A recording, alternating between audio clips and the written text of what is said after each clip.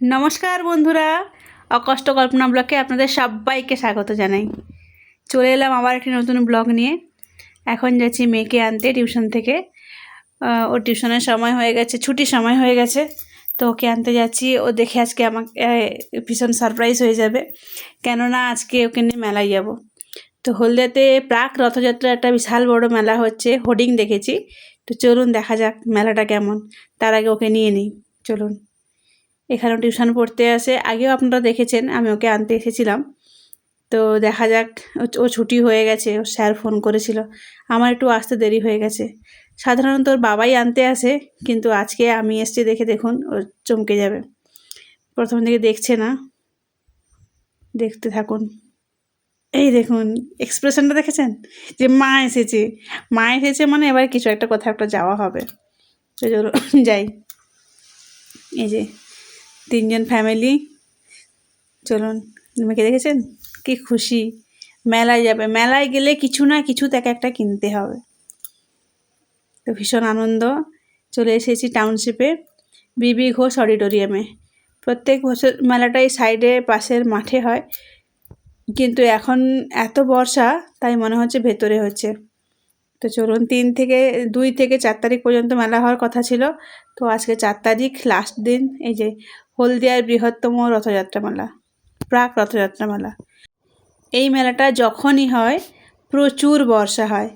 মেলাটা হওয়া মানে আমরা জানি প্রচুর বর্ষা হবে। এটা বছরে 2 মাস হয়, 2বার হয়, 6 মাস অন্তর। তো এবারে দেখছি ভেতরে হচ্ছে। তো চলুন দেখা যাক মেলাটা কেমন বসেছে। আর এই অডিটোরিয়ামে সোনাইদের হচ্ছে প্রচুর প্রোগ্রাম হয় স্কুলের, তো জানে, ও এসেছে অনেকবার। চলুন আপনাদেরও ভেতরে নিয়ে যাই।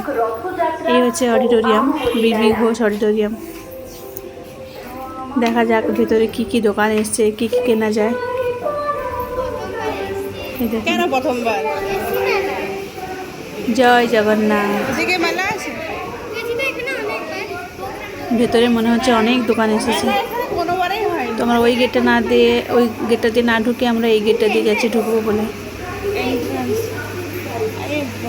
এই দেখুন প্রচুর দোকান এসেছে।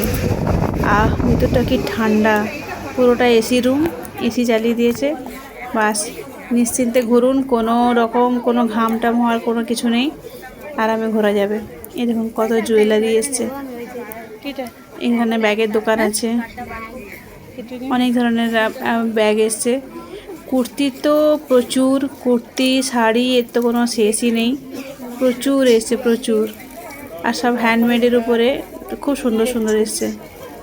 এখন ব্যাগগুলো দেখুন কি অসাধারণ দেখতে লাগছে। সোনাই শুধু দেখছে কোনটা ছেড়ে কোনটা নেবে। এই দেখুন ব্যাগগুলো দেখুন কি সুন্দর ব্যাগগুলো। এখানে শাড়ি কুর্তি মেনলি প্রচুর দোকান, জুয়েলারিও প্রচুর দোকান এসছে। এগুলো হচ্ছে গোল্ড প্লেটেড জুয়েলারি, আর দেখতে এত সুন্দর লাগছে জুয়েলারিগুলো। ভাবছি কোনটা ছেড়ে কোনটা নেব, কিন্তু আলটিমেটলি কোনো কিছুই নেওয়া হয়নি।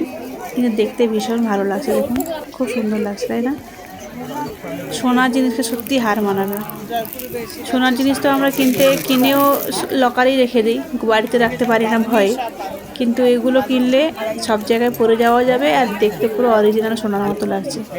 দামটা একটু বেশি, কিন্তু এগুলোর দাম একটু বেশি হয়, কিন্তু ভালো লাগছে দেখতে। এই নবদ্বীপের ঘি আর শাড়ি কুর্তির দোকান প্রচুর। এই দেখুন বাচ্চারা ছুটছে। সোনাই তো খুঁজে পাচ্ছে না সে কি নেবে, ঢুকেই বলছে মা এ তো শুধু শাড়ি আর কুর্তির দোকান, আমি কি নেব এখান থেকে।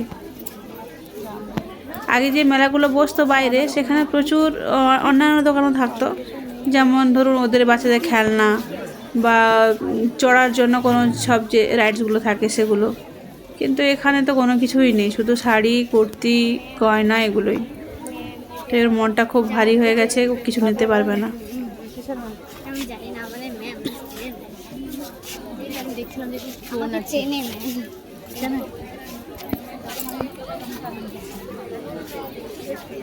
তো বাবা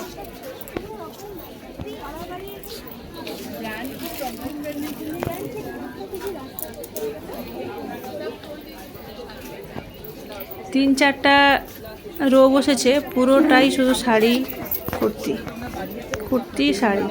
এই হচ্ছে ব্যাপার। বাচ্চাগুলো সব বোর হচ্ছে, দেখুন পেছনে বসে বসে গেম খেলছে। তো কিছুক্ষণ থাকার পর আমরা বেরিয়ে এসেছি, আর ভালো লাগছে না, কিছুই কিনিনি ওখান থেকে। খাওয়ার দোকানে ওখান এর থেকে দামটা বসেন? একটু বেশি। যাই হোক, জিনিসগুলো খারাপ নয়, মোটামুটি দেখতে ভালোই লাগছিল, কিন্তু আমার কিছু কেনা হয়নি।